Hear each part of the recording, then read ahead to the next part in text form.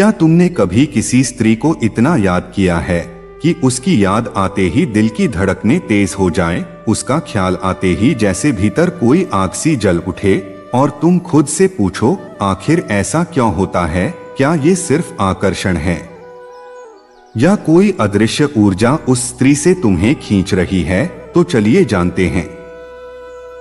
भाग 1, आकर्षण की शुरुआत। जब यादें शरीर को छूने लगती हैं, कभी कभी कोई चेहरा, कोई मुस्कान या कोई पुरानी याद हमारे भीतर ऐसी लहरें उठाती है जो सिर्फ दिमाग में नहीं रहती, शरीर तक पहुंच जाती है। तुम उसे सोचते हो और अचानक दिल की धड़कन बढ़ जाती है।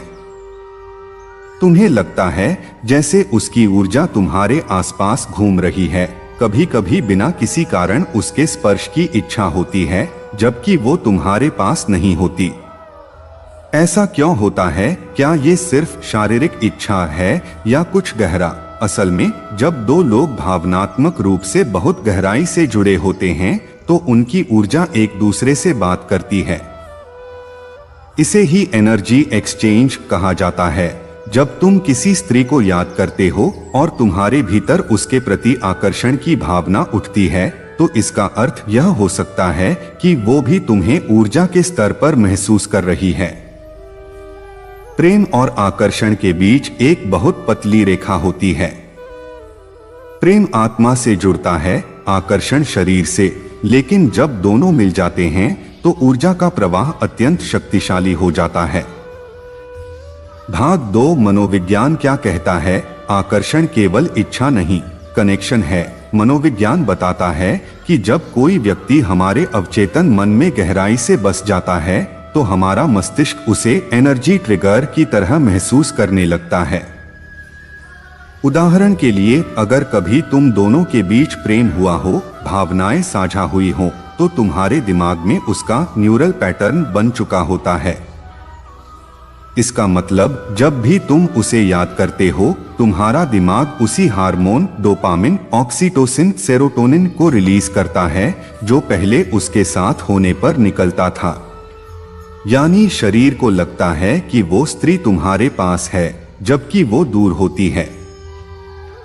इस भ्रम में तुम्हारा मन और शरीर दोनों उस अनुभव को फिर से जीना चाहते हैं। यही कारण है कि तुम बार बार उसके स्पर्श या निकटता की इच्छा महसूस करते हो।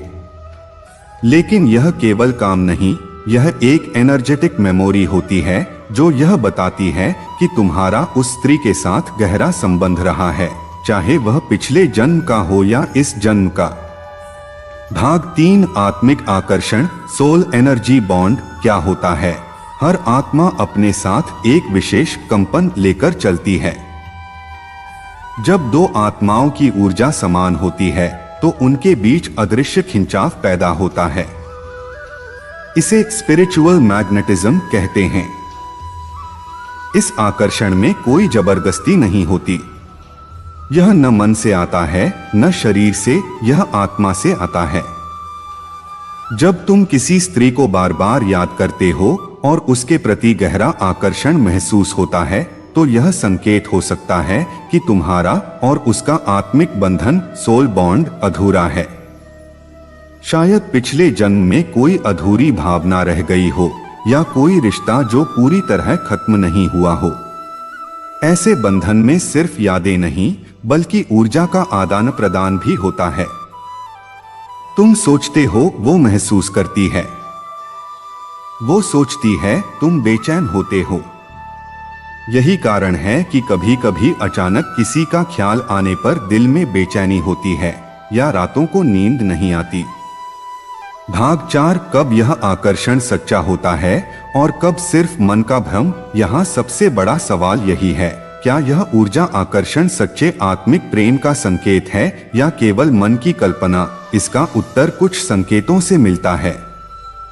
एक, अगर यह भावना पवित्र है, यानी तुम्हें सिर्फ शारीरिक इच्छा नहीं बल्कि उसके सुख दुख की चिंता होती है, तो यह आत्मिक बंधन है। 2, अगर यह आकर्षण समय के साथ कम नहीं होता बल्कि गहराई में बढ़ता है, तो यह संकेत है कि उस स्त्री की ऊर्जा तुम्हारे जीवन से अभी पूरी तरह अलग नहीं हुई है। 3 अगर तुम्हें उसके लिए कोई कारण बिना भी प्रेम महसूस होता है, तुम उसे पाने की नहीं, बस उसकी भलाई की कामना करते हो, तो यह दिव्य ऊर्जा का प्रवाह है, न कि केवल वासना। 4 अगर तुम्हारे जीवन में उसके आने के बाद कोई गहरा बदलाव आया, तो समझो वह आत्मा तुम्हारे जीवन में किसी सबक या जागरण के लिए आई थी। भाग 5 जब आकर्षण आत्मा को बदलने लगता है। प्रेम की ऊर्जा हमेशा परिवर्तन लाती है। जब तुम किसी स्त्री को आत्मा से चाहने लगते हो, तो यह आकर्षण तुम्हें भीतर से जागृत करने लगता है। तुम संवेदनशील हो जाते हो, भावनाएं गहरी हो जाती हैं, मन ध्यान में डूबने लगता है। कभी कभी यही ऊर्जा तुम्हें रचनात्मकता की ओर धकेलती है, कविता लिखने, संगीत बनाने या कुछ महान रचने की प्रेरणा देती है। क्योंकि प्रेम की ऊर्जा यदि सही दिशा में जाए, तो वह काम से कला में बदल जाती है और वासना से विवेक में रूपांतरित हो जाती है। भाग 6 जब यह ऊर्जा नियंत्रित न हो, तो विनाश भी कर सकती है। प्रेम और आकर्षण की ऊर्जा बहुत शक्तिशाली होती है। अगर इसे संभाला न जाए, तो यह व्यक्ति को भीतर से तोड़ सकती है। यही कारण है कि कई लोग ऑब्सेसिव लव में खो जाते हैं, दिन रात सोचते हैं, बेचैन रहते हैं, आत्मा थक जाती है। अगर तुम भी किसी स्त्री को याद करते हुए यह महसूस करते हो कि अब बस नहीं, मैं खुद को खो रहा हूं, तो समझो अब इस ऊर्जा को रूपांतरित करने का समय आ गया है।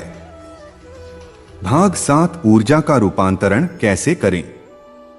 एक ध्यान मेडिटेशन। हर बार जब तुम्हें उसका ख्याल आए, गहरी सांस लो और मन में कहो, मैं उसकी ऊर्जा को प्रेम और शांति में बदलता हूं। धीरे धीरे तुम्हारा मन स्थिर होने लगेगा। 2 जर्नलिंग लेखन। जो भावनाएं उठती हैं, उन्हें लिखो। लिखना ऊर्जा को बाहर निकालने का सबसे सरल तरीका है। 3 कला में बदलो। उस आकर्षण को संगीत, कविता या चित्रकारी में बदल दो। यह सबसे सुंदर रूपांतरण है। 4 मौन साधना। कभी कभी सबसे बड़ी शक्ति होती है कुछ न करना। मौन में रहो और उस ऊर्जा को स्वयं में समा जाने दो। भाग 8 संकेत कि वह स्त्री भी तुम्हें महसूस कर रही है। ऊर्जा कभी एक तरफा नहीं होती। यदि तुम्हारे भीतर आकर्षण की तीव्रता बढ़ रही है, तो संभव है वह भी तुम्हें उसी ऊर्जा से महसूस कर रही हो।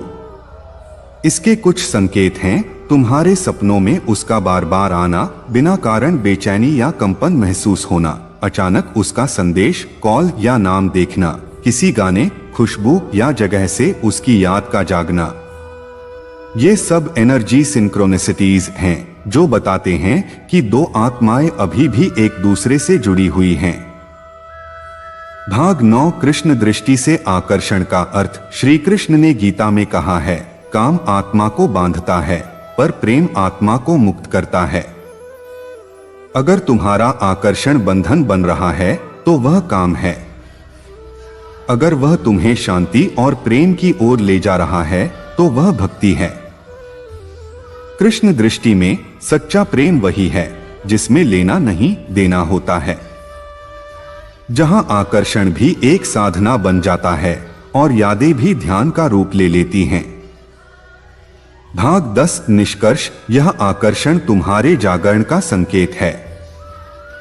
अगर तुम किसी स्त्री को याद करते समय उसके प्रति बार बार आकर्षण महसूस करते हो, तो डरना मत, खुद को गलत मत समझना। यह तुम्हारे भीतर की ऊर्जा का संकेत है, जो तुम्हें यह बता रही है कि तुम प्रेम की गहराई को महसूस करने के लिए तैयार हो। यह आकर्षण किसी बाहरी व्यक्ति से नहीं, बल्कि तुम्हारे भीतर के अधूरे हिस्से से है, जो प्रेम, समझ और संतुलन की खोज में है। जब तुम इस ऊर्जा को समझ लोगे, तो वही आकर्षण तुम्हें भीतर से बदल देगा। तुम उसे पाने की जगह खुद को जानने लगोगे।